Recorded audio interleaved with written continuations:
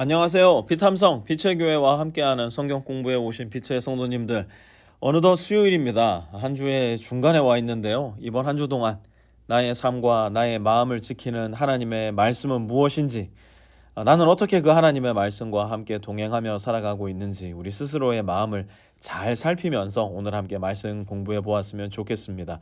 제가 기도하고 오늘 말씀 공부 시작하겠습니다. 하나님 아버지, 감사합니다. 오늘도 말씀 앞에 설 수 있는 겸손한 마음을 허락해 주시고 하나님의 말씀을 함께 공부할 수 있는 믿음의 공동체를 허락해 주셔서 참으로 감사를 드립니다.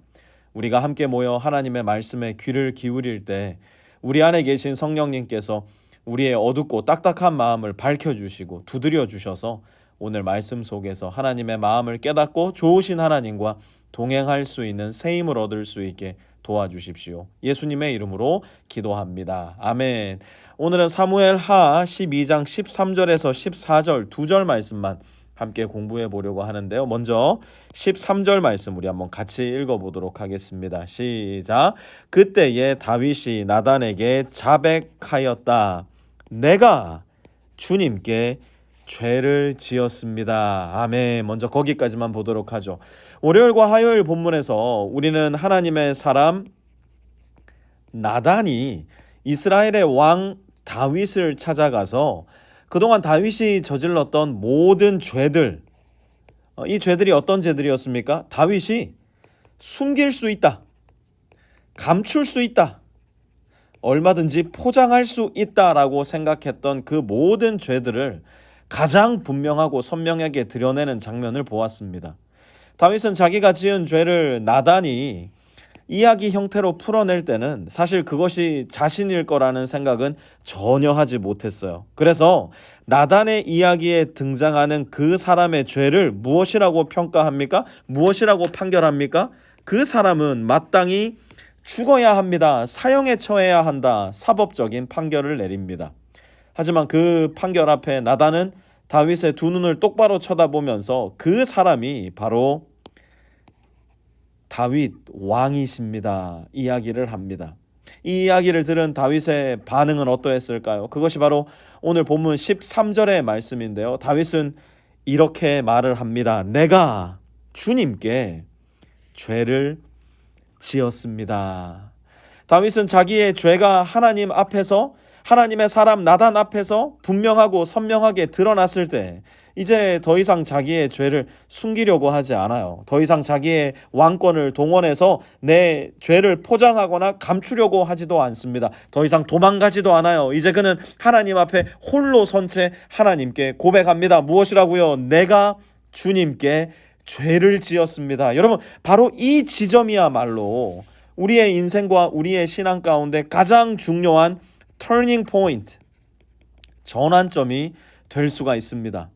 우리는 너무나 많은 순간 우리의 행동, 우리의 생각, 우리의 본심을 하나님 앞에 숨긴 채 살아가려 합니다. 얼마든지 하나님 앞에서도 내 죄를 숨길 수 있다 생각하며 착각하는 가운데 살아갑니다. 그러다 보니 우리가 신앙생활을 하면서도 하나님과의 이 친밀한 교제, 그리고 이 친밀한 교제 가운데서 흘러나오는 말로 다할 수 없는 기쁨, 평안, 즐거움, 그리고 하나님께서 베풀어 주시는 참된 만족과 충만함을 너무나 놓치며 살아갈 때가 많은 것 같아요. 여러분 잘 기억하세요. 하나님과 우리 사이를 가리게 만드는 것은 하나님 앞에 우리가 드리는 우리의 정성의 부족함이 아니에요. 하나님과 우리 사이에 높이 서 있는 이 벽은 우리의 신앙심이 좀 모자라서 그렇구나, 천만의 말씀입니다. 우리가 하나님 앞에 덜 거룩하여서 우리가 이 벽을 넘어가지 못하는구나, 천만의 말씀이에요. 하나님과 우리 사이를 가로막고 선 유일한 장벽이요 철벽이요 장애물은 바로 하나님 앞에 고백되지 않은, 하나님께 정직하지 않은 우리의 마음과 삶의 자세, 그리고 십자가에 여전히 못 박히지 않은 우리의 죄라는 겁니다. 여러분, 이걸 어떻게 알 수 있는 줄 아세요?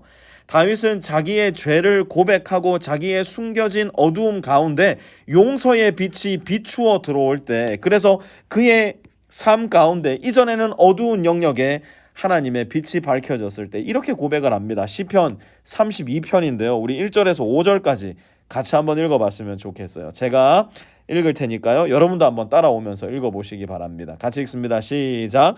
복되어라. 거역한 죄 용서받고 허물을 벗은 그 사람. 주님께서 죄 없는 자로 여겨주시는 그 사람, 마음에 속임수가 없는 그 사람, 그는 복되고 복되다.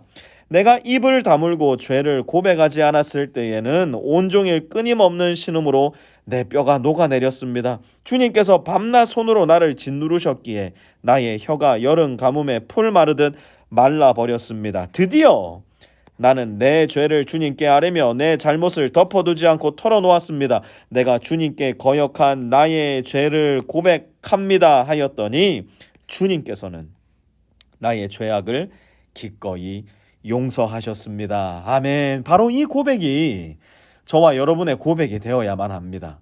하나님 앞에 섰을 때 우리도 너나 할 것 없이 네가 바로 그 사람이다. 네가 바로 내 앞에서 죄를 지은 자이다. 네가 바로 나와 너 사이에 높은 장벽을 놓은 사람이다. 하나님께 가차없는 진단을 받게 될 거예요. 그때 우리가 해야 될 일은 무엇일까요? 다윗이 한 일과 동일한 일입니다. 그게 뭔데요? 다시 한번 여기 보세요. 내가 주님께 죄를 지었습니다.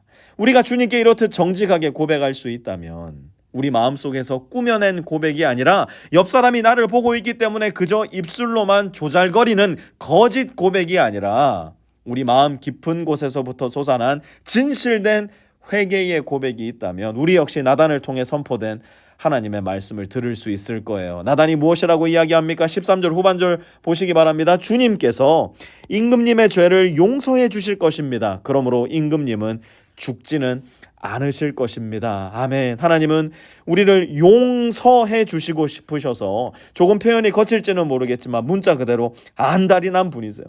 우리가 주님께로 돌아서기만 한다면, 우리가 진실로 하나님 앞에 회개의 기도를 올려드릴 수만 있다면 하나님은 우리의 죄를 용서해 주실 뿐만 아니라 우리를 다시 그분의 가장 따스하고 가장 포근한 품으로 품어주시며 이전에 없었던 더욱더 친밀한 관계 속으로 우리를 초대해 주실 거예요. 그러므로 회개는 우리를 정죄하기 위한 하나님의 사법적 수단이 아니라 우리를 하나님의 품 안으로 다시 불러들이기 위한 초대의 수단임을 기억하셔야 됩니다. 동시에 이러한 하나님의 은혜가 우리에게 주어졌기 때문에 우리는 사실 너무나 쉽사리 방종할 수 있다는 사실 또한 분명히 기억하셔야 돼요. 14절 이어서 함께 보시죠. 그러나 임금님은 이번 일로 주님의 원수들에게 우리를 비방할 빌미를 주셨으므로 밧세바와 임금님 사이에서 태어난 아들은 죽을 것입니다. 여러분 잘 기억하세요. 죄의 최종적 형벌은 결단코 우리를 위협할 수 없습니다. 죄의 최종적 형벌, 이게 뭔데요?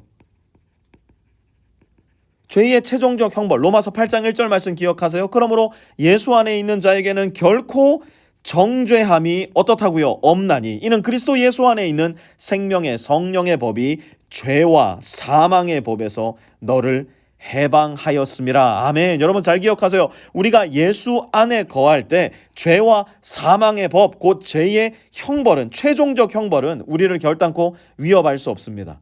죄의 최종적 형벌, 곧 죽음과 사망, 하나님과의 영원한 세퍼레이션, 관계의 단절로부터 우리는 영원한 구원을 받은 존재임을 기억하셔야 돼요.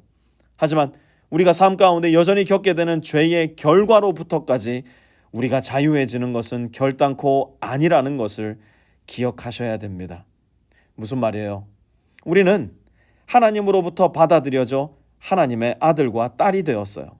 하지만 하나님의 아들과 딸이 되었다고 해서 이 세상을 살아가는 모든 잘못들, 모든 죄로부터 하나님께서 우리를 완전히 용서해 주신다는 의미는 아닙니다.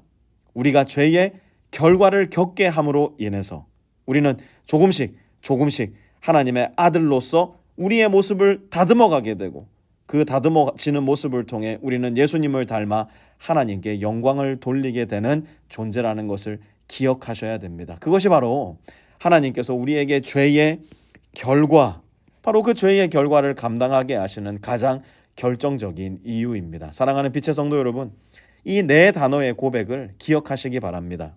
다시 한번 여기 보세요. 내가 주님께 죄를 지었습니다. 우리 모두는 이 고백이 필요합니다. 이 고백을 통해 우리는 하나님께 더 가까이, 더 깊이, 더 친밀하게 들어가게 됩니다. 그리고 이 고백을 통해 우리는 우리가 저지른 죄의 결과를 겸허하게 받아들이며 하나님의 아들 예수 그리스도와 같은 모습으로 점점 더 다듬어져 가게 될 거예요. 구원의 기쁨을 잃지 마시고 구원의 감격 가운데 늘 거하시는 가운데 주님과 같이 변화하는 삶을 즐거워할 수 있는 저와 우리 모든 빛의 성도님들 되실 수 있기를 주님의 이름으로 축원합니다. 하나님 아버지 고맙습니다. 우리에게 2번, 3번, 4번이 아니라 70번씩 7번이라도 용서를 베풀어 주시는 하나님의 그 풍요로운 은혜로 말미암아 주님을 찬양하고 주님께 감사를 드립니다. 혹여 우리 마음 가운데 그동안 하나님을 피해 숨겨왔던 죄가 있다면 오늘 이 말씀에 힘과 권능을 주시어 우리의 죄를 주님 앞에 고백할 수 있게 도와주시고 우리의 죄가 정직하게 하나님께 고백될 때 다윗이 경험했던 그 구원의 감격과 즐거움, 기쁨과 행복이 우리의 마음에도 우리의 삶 한가운데도 자리할 수 있게 도와주십시오. 예수님의 이름으로 기도합니다. 아멘.